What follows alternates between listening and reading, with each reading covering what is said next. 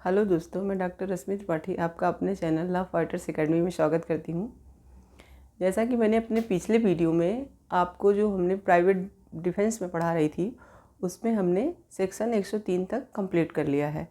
आज हम सेक्शन 104, 105 और 106 तीनों पढ़ाएंगे आपको, और ये चैप्टर हमारा 4 जो है वो कंप्लीट हो जाएगा। तो चलिए हम चलते हैं अपने सेक्शन की तरफ। सेक्शन 104 बियर एक्ट में क्या कहता है? ऐसे अधिकार का विस्तार मृत्यु से भिन्न अपहानि कारित करने का कब होता है? तो इनका कहने का क्या मतलब है कि ऐसा कोई जो हमारा अपहानि है, जैसे हमने अपने पिछले सेक्शन 103 में पढ़ा था कि उसमें जो भी कंडीशन थी उसमें हमें क्या हो रहा था, मृत्यु कारित करने का प्राइवेट डिफेंस दिया गया था। से लूट था, कोई हमारी संपत्ति का जब लूट करने आए तो हमको वहाँ ये अधिकार दिया गया था कि हम क्या करें, उसकी हत्या तक संपत्ति के बचाव में कारित कर सकते थे।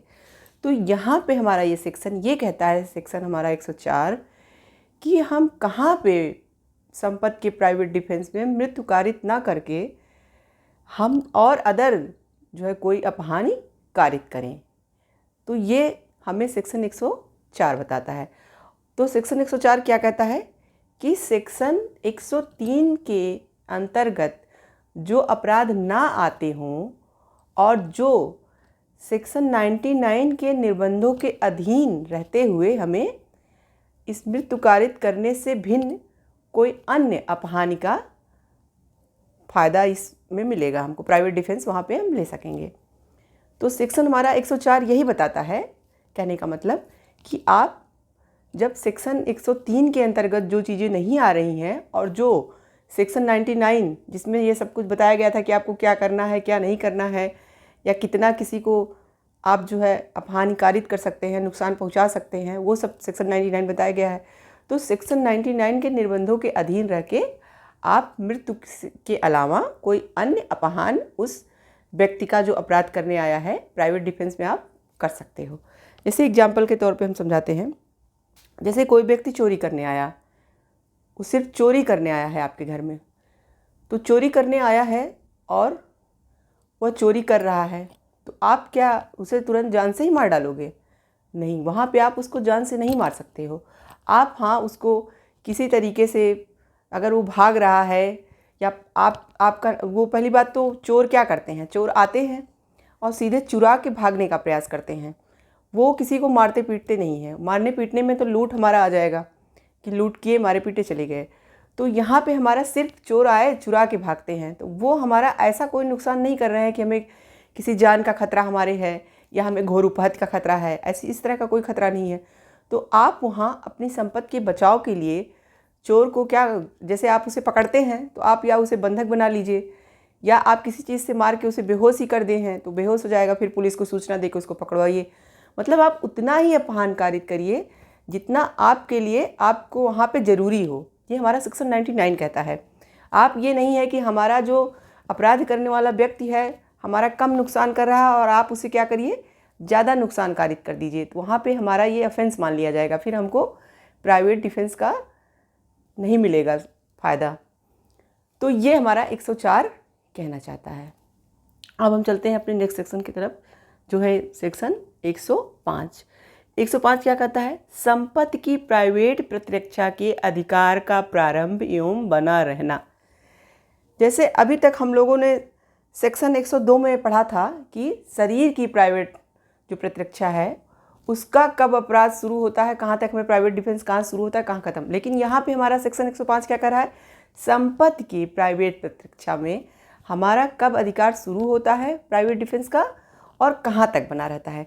तो वहाँ पे क्या था, वहाँ पे सिंपली बता दिया गया था कि जहाँ से हमारा जो अपराध करने वाला व्यक्ति आया है हमारे ऊपर अपराध करना शुरू करता है, तो वहाँ से शुरू होकर जब तक हमारे आशंका रहती है हमारे लिए संकट का, तब तक बना रहता है। लेकिन यहाँ पे इन्होंने अलग अलग कंडीशनों में अलग अलग बातें बताई है। जैसे चोरी के लिए अलग बताया है इन्होंने और रिश्ती के लिए अलग बताया है। तो चलिए देखते हैं कि क्या क्या इन्होंने बातें बताई हैं। तो इन्होंने सबसे पहले चोरी के बारे में बताया है कि अगर संपत्ति की प्राइवेट प्रतिरक्षा है तो वहाँ पे चोरी की कंडीशन में क्या होगा। सबसे पहली बात तो शुरुआत हमारी वहाँ से हो जाएगी प्रतीक्षा की, जहाँ से अपराधी ने जब काम शुरू किया तो वहाँ से हमारा शुरुआत तो वहीं से हो जाएगा कि जैसे ही हमें संकट आया कि हमारी संपत्ति का मतलब कोई नुकसान होने वाला है, तो वहाँ से ही हमारा प्राइवेट डिफेंस शुरू हो जाता है। लेकिन चोरी के केस में कहाँ तक बना रहेगा, कैसे क्या होगा, ये बताया है इन्होंने। तो इन्होंने बताया है कि चोरी में आपराधिक संपत्ति सहित पहुँच से जब तक चोर मतलब लेके संपत्ति हमारी बाहर ना हो जाए तब तक बना रहता है। मतलब इनके कहने का मतलब ये है, जैसे कि कोई चोर आया और जैसे ही वो घुसा वैसे ही आपकी प्राइवेट प्रतीक्षा का अधिकार संपत्ति वाला शुरू हो गया। लेकिन कब तक बना रहता है, तो पहले कंडीशनों में उन्होंने बताया कि तब तक बना रहता है जब तक वो चोर उस चोरी के सामान को ले करके आपके पहुंच से बाहर ना हो जाए, तब तक हमारा संपत्ति की प्राइवेट प्रतीक्षा का अधिकार चोरी में बना रहता है। ये पहला कंडीशन है। अब दूसरा कंडीशन ये क्या इसमें बता रहे हैं, चोरी में ही लोक प्राधिकारियों की सहायता प्राप्त कर लेने तक।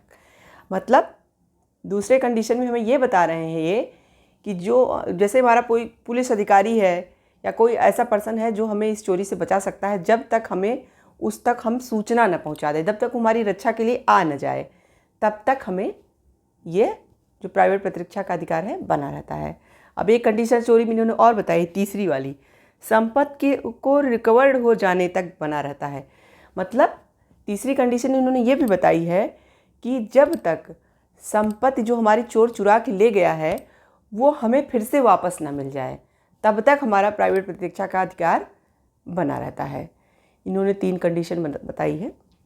अब चलते हैं नेक्स्ट हम उसके तरफ, लूट की तरफ। लूट का इन्होंने क्या बताया है, इन्होंने लूट का बताया है जब तक अपराधी व्यक्ति किसी पर्सन को, जैसे मान लीजिए लूट करने किसी घर में आया, तो उस घर में किसी व्यक्ति को जब तक मृत्यु कारित करने या घोर उपहत्य कारित करने या सदोष अवरोध कारित करने का जब तक भय बना रहता है, जब तक भय बना रहे या जब तक वो पर्सन ऐसा काम करता रहे अपराधी, यानी दोनों कंडीशनों में हमें तब तक वो डिफेंस का अधिकार बना रहता है। अब हम चलते हैं अपना आपराधिक अत्याचार और रिष्टि की तरफ। तो आपराधिक और अत्याचार और जो रिष्टि है वहाँ पर भी इन्होंने यही कहा है कि जब तक आपराधिक अधिचार या रिष्टि चलती रहती है तब तक हमारा प्राइवेट डिफेंस का अधिकार बना रहता है। यानी कि जब तक जो अपराधी आया है वो आपराधिक अत्याचार करने आया है, रिष्टि करने आया है, तो वो सब जो अपना काम है वो जब तक करता रहता है तब तक हमारा प्राइवेट डिफेंस बना रहता है। जैसे मान लीजिए वो काम ख़त्म करके गया तो हमारा प्राइवेट डिफेंस भी ख़त्म हो जाएगा। अब चौथा, रात्रोगृह भेदन, यानी रात में आपके घर में कोई घुसता है तो वहाँ भी वही कंडीशन है जैसे और लूट और उसमें है। उसमें भी इन्होंने यही कहा है कि जैसे जो रात्रोगृह भेदन करने आया है वो जब तक अपना काम करता रहता है तब तक प्राइवेट प्रतीक्षा बना रहता है, और जैसे ही वो हमारी पहुंच से बाहर हो जाता है वैसे ही हमारा ये जो कंडीशन है वहाँ से ख़त्म हो जाती है, यानी प्राइवेट प्रतीक्षा का अधिकार वहाँ से हमारा ख़त्म हो जाएगा। तो ये था हमारा सेक्शन 105। अब चलते हैं हम अपने नेक्स्ट सेक्शन 106 की तरफ। सेक्शन 106 कहता है, घातक हमले के विरुद्ध प्राइवेट प्रतीक्षा का अधिकार जबकि निर्दोष व्यक्ति को अपहानि होने का जोखिम है। मतलब 106 के कहने का ये मतलब है कि अगर मान लीजिए हमारे ऊपर जो हमला किया जाता है वो हमला बहुत ही घातक हो, यानी बहुत ख़तरनाक हो, और उस खतरनाक हमले में कुछ निर्दोष, अगर हम अपने प्राइवेट डिफेंस का प्रयोग करते हैं वहाँ पे, तो उससे कुछ निर्दोष व्यक्ति भी मारे जाएं, तो भी हमें यह सेक्शन 106 वहाँ पे प्राइवेट डिफेंस का अधिकार देता है। अब चलिए जैसे एक एग्जाम्पल के द्वारा समझाते हैं आपको। जैसे कि एक भीड़ है, खूब सारी भीड़ है और एक व्यक्ति को दौड़ा रही है। हाथों में जो भी भीड़ में व्यक्ति हैं उनके हाथों में तलवार, लठ और ऐसे बहुत सारे औजार हैं जिससे कि वो उस व्यक्ति को मार डालना चाहते हैं। तो इस सेक्शन में एक बात ये बहुत ज़रूरी आप पहले हम जान लें कि कब हम हम अपने प्राइवेट डिफेंस का उपयोग किसी की मृत्यु कारित करके भी कर सकते हैं, जब हमको ऐसी संभावना हो कि जैसे वो भीड़ हमें दौड़ा रही है तो वो भीड़ हमें जान से मार डालेगी, यानी हमारी हत्या कर देगी, जब इस बात का हमें पूरी आशंका हो और हमें पूरा आशंका दिख रहा है कि अगर भीड़ ने मुझे पकड़ लिया तो वो हमें पक्का मार डालेगी, तब वहाँ पे आपको आपके लिए ये सेक्शन 106 प्राइवेट डिफेंस लेने की बात जो कर रहा है। तो अब चलिए अपने हम एग्जाम्पल की तरफ चलते हैं। तो एग्जाम्पल में मेरे क्या कि भीड़ उस पर्सन को क्या कर रही है, दौड़ा रही है मारने के लिए, और वो पर्सन बेचारा भाग रहा है और उसके पास क्या है, पिस्तौल है। अब क्या करे, अगर वो और जो भीड़ दौड़ रही है उसके साथ कुछ ऐसे भी व्यक्ति हैं, जैसे कुछ बच्चे आ गए हैं। बच्चों के मन में ये नहीं है कि उस पर्सन को मारेंगे। बच्चे जैसे कौतूहल बस आ गए हैं कि भीड़ क्या करने जा रही है किसी व्यक्ति के साथ, उसको देखने के लिए आ गए हैं। उनका इंटेंशन ऐसा नहीं है कि वो उसको मारने के लिए वो लोग भी उसके साथ दौड़ा रहे हैं। वो निर्दोष हैं, उनका कोई वो उससे लेना देना नहीं, वो सिर्फ भीड़ में घुस आए हैं।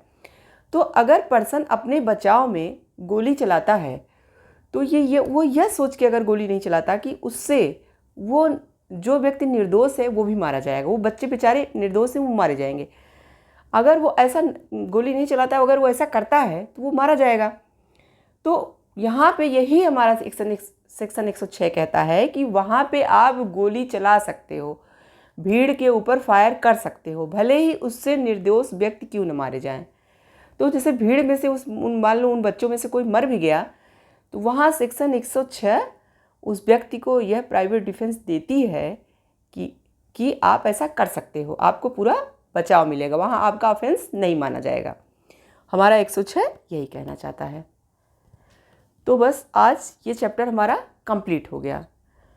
तो आशा करते हैं कि यह चैप्टर भी आपको अच्छे से समझ में आया होगा, और आज जो मैंने आपको सेक्शन 104 से लेके 106 तक पढ़ाया वो भी अच्छे से समझ में आ गया होगा। अगर नहीं समझ में आया हो तो आप क्यूरी करके मुझसे पूछ सकते हैं। आप मेरे चैनल को लाइक कीजिए, सब्सक्राइब कीजिए, मेरे इंस्टाग्राम चैनल को फॉलो कीजिए और टेलीग्राम चैनल से भी जुड़िए।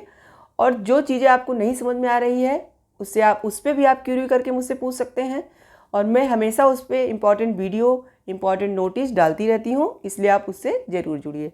Thank you very much.